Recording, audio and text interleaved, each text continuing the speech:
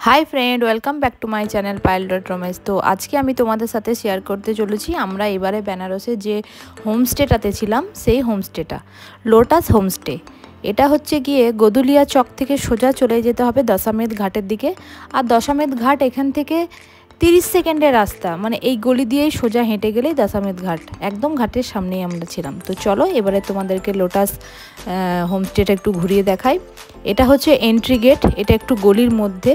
বেনারস মানেই তো গলি, তোমরা ভালো করেই জানো। তো এটা হচ্ছে এন্ট্রি পয়েন্ট। তো এখানে হচ্ছে গিয়ে রিসেপশন, আর হোমস্টে মানে হচ্ছে যার যে মালিক উনিও থাকেন দোতলায়, আর আমরা ছিলাম 3 তলায়। আর নিচে তলায় এটা রিসেপশন, এখানে হচ্ছে বসার জায়গা, আর ওটা হচ্ছে কিচেন, মানে যিনি হোমস্টের মালিক তার কিচেন। আমরা এখন সিঁড়ি দিয়ে উপরে চলে যাব। তো উপরে আমরা দোতলায় মালিক থাকেন, 3 তলায় 4 তলায় ভাড়া দেওয়া হয়। তো আমরা একটা রুম নিয়েছিলাম, 4 বেডের রুম নিয়েছিলাম, বেশ বড় রুমটা। তো একটুখানি বয়স্ক মানুষদের অসুবিধাই হবে। তো নিচে তলায় ওনার কোনো রুম নেই, আছে একটা রুম আছে, তবে ওটা সম্ভবত পাওয়া যায় না, যদি আগে থেকে আপনারা বুকিং করেন তাহলে পেয়ে যাবে। আর এটা হচ্ছে দোতলায়, দেখতে পাচ্ছ এটাতে মানে যে মালিক তিনি থাকেন। তো মালিকের ব্যবহার খুবই ভালো, আমাকে বলেছিল যে একটুখানি শেয়ার করে দিও, তাহলে সবাই দেখবে আর কি। বেনারস মানেই হচ্ছে গিয়ে গলি, আর খুব সুন্দর দশামেধ ঘাটের সামনে যেখানে সন্ধেবেলার গঙ্গা আরতিটা হয়, সেখান থেকে 30 সেকেন্ডের রাস্তা, 30 সেকেন্ড। তো চলো আমি এখন উপরে যাচ্ছি 3 তলায়, আমরা যে রুমটাতে ছিলাম সেই রুমটাই। খুব বড় রুম, এসি ছিল। তো আমাদের পার ডে ভাড়া পড়েছিল 2600 টাকা করে। তো ডাবল বেডেরও আছে, আবার সিঙ্গেল বেডেরও আছে, তোমরা যেটা নেবে সেইভাবে কথা বলে নেবে। যদি কারো দরকার হয় আমাকে কমেন্ট করো, আমি রিপ্লাই করে দেবো।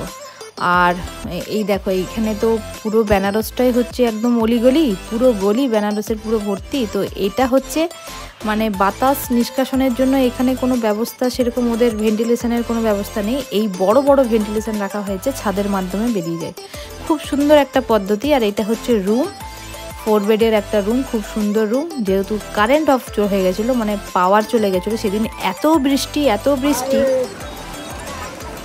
এত বৃষ্টি, মানে আমি জীবনে এত বৃষ্টি দেখিনি। আর বৃষ্টিতে বলতে পারো আমরা ডুবে ডুবে এসেছি, মানে আমাদের ট্রেনের টাইম ছিল সন্ধ্যে 7টা। তো আমরা ভাবলাম যে এখান থেকে হোটেল থেকে বেরিয়ে যাব 6টা নাগাদ, ওই আধ ঘন্টায় পৌঁছে যাব। আধ ঘন্টাও লাগে না ফ্রেন্ডস, 10 মিনিট লাগে। তো আমরা বললাম আধ ঘন্টায় পৌঁছে যাব। তো 7টা 20 না 25-এ ট্রেন ছিল, পেয়ে যাব। ও বাবা, রিক্সা তো নেই, একটা কোনো রকম করে লাগেজগুলো চাপিয়ে রিক্সা পেয়েছি। বাইরে বেরিয়ে দেখি সারা দিন বৃষ্টি হয়েছে, আমরা বুঝতে পারিনি যে এরকম একটা কন্ডিশন দাঁড়িয়ে গেছিল। এটা হচ্ছে পুরো যেটা গদুলিয়া চক থেকে বাবা বিশ্বনাথ মন্দিরের দিকে যায় যে রাস্তাটা, সেই রাস্তাটা মানে মেন রাস্তা এটা। মানে বুঝতে পারছি জল টল দোকানের ভেতরে ঢুকে কি অবস্থা, চটি জুতো। আমরা তো মানে কোনো বাহনই পাইনি যাওয়ার জন্য, এই রিক্সাটাই যতদূর পেরেছে টেনেছে। তারপরে যখন 6:30 ক্রস করে এবারে 7টা বাজবো, তখন ঠাকুরের অসীম কৃপা যে আমরা একটা টোটো পেলাম। সে টোটো 14 বার বন্ধ হয়ে যাচ্ছে, কিন্তু হ্যাঁ খুব ভালোভাবে আমাদেরকে ঠিক টাইম মতো পৌঁছে দিয়েছে। আমরা আবার স্টেশনে এসে সব মানে পুরো ভিজে গেছিলাম, পুরো ভিজে গিয়ে ড্রেস ট্রেস সব পাল্টিয়ে তারপরে ট্রেন পেয়েছি। মানে অসীম কৃপা না থাকলে আমরা সেদিন মতো ট্রেনটা পেতাম। এই দেখো সামনে হচ্ছে গদুলিয়া চক, মানে বুঝতে পারছো। আর এই দেখো তোমাদের দাদার অবস্থা দেখো, জিন্স প্যান্ট পরা তো দূরের কথা, কী পরে যাব আর কীভাবে যে স্টেশন পৌঁছাবো আমরা সেটাই বুঝতে পারি। এমন দৃশ্য জীবনে দেখবো বুঝতে পারেন, এই বেনারসে আমাদেরকে দেখতে হলো। তো ফ্রেন্ডস যাই হোক, তোমাদের যদি ওই লোটাস গেস্ট হাউসটার ফোন নাম্বার বা অন্যান্য কিছু বৃত্তান্ত জানবার ইচ্ছা থাকে তাহলে কমেন্টস করুন, আমি রিপ্লাই করবো। আর সব কিছু নিয়ে মোটমাট ভালোই অভিজ্ঞতা, খারাপ নয়। তো আমিও তোমাদের সাথে এটা শেয়ার করবো করে অনেক দিন ধরে ভাবছিলাম, কিন্তু আমার তো জানো সময়ে কুলোতে পাচ্ছিলাম না। মানে কি বলবো, এই দৃশ্য মানে আমি জীবনে ভুলতে পারবো না। আর তোমাদের সাথে না শেয়ার করে আমি পারলামও না। মানে দোকানের ভেতরে অলরেডি জল ঢুকে গেছে। কিছুদিন আগে আমরা শুনছিলাম যে কলকাতা ভাসছে, কলকাতাতে জল ঢুকে গেছে, বাড়ি ঘর দোকান পাট সব ডুবে গেছে। বেনারসেও তাই দেখলাম, পুরো দেখো দোকানে হাবুডুবু খাচ্ছে, দোকানের বালতি চামচ বাটি সবই গড়াগড়ি খাচ্ছে, এমনকি সাইকেলগুলো পর্যন্ত ভাসছে। কি বলবো, কি অবস্থা, এরকম দৃশ্য আমি প্রথমবার দেখলাম। কিন্তু হ্যাঁ, আমরা লাস্টের দিনে এরকমভাবে বৃষ্টি পেয়েছি, কিন্তু আমরা যে 2 দিন ছিলাম খুব সুন্দরভাবে ঘুরেছি, গঙ্গাতেও স্নান করেছি। আর বললে হবে না ফ্রেন্ডস, কন্টিনিউয়াসলি বৃষ্টি পড়ে যাচ্ছিলো, 1 সেকেন্ডের জন্যও বৃষ্টি কমেনি। তো যাই হোক, তোমাদের কেমন লাগলো ভিডিওটা অবশ্যই জানিও।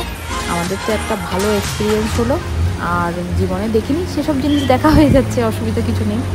আর যদি তোমাদের কিছু জানার থাকে তাহলে কমেন্টস করো, আবার নতুন নতুন ব্লগ নিয়ে আসবো, কিন্তু ছোটো ছোটো, আমাকে একটু সময় দিতে হবে।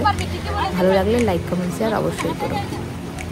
আর এমনিতেও ফ্রেন্ডস, বেনারস আমার খুব ফেভারিট জায়গা, খুব ফেভারিট জায়গা। যতই যাই আমি ঘুরি না কেন, বেনারস গেলে কেন জানি না মনটা আমার খুব ভালো লাগে।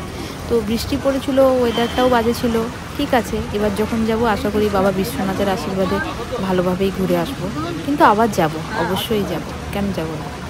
আর মা তো মানে কি বলবো, মাকে নিয়ে মানে আমরা খুব চিন্তিত ছিলাম যে এত জলে মা হাঁটছে কী করে, কোমর পর্যন্ত জল হয়ে গেছিলো আমাদের। কিন্তু কিছু করার নেই, মাও সেভাবে আমাদের সাথে সাথ দিয়ে হাত ছাড়েনি, চটি খুলে ভেসে চলে যাচ্ছে, তবুও আমরা টানতে টানতে নিয়ে এসেছি। কী করবো, দোকানের অবস্থা দেখো কী অবস্থা, মানে কিচ্ছু বলার নেই, সব দোকান মানে ডুবে গেছে জলের তলায় বলতে পারো। তো যা হোক, আমরা ট্রেনটা পাবো না বলেই ধরে নিয়েছিলাম, কিন্তু আমরা হাল ছাড়িনি। আমরা আস্তে আস্তে টুকটুক টুকটুক করে যেতে যেতে একটা টোটো পেয়েছি, যে টোটোটা আমাদেরকে পৌঁছে দিয়েছিল স্টেশন। তাও আবার যেখানে ভাড়া হচ্ছে গিয়ে 100 টাকা, সেখানে আমাদের কাছ থেকে 1200 টাকা ভাড়া নিয়েছিল। এই দেখো মায়ের অবস্থা দেখো।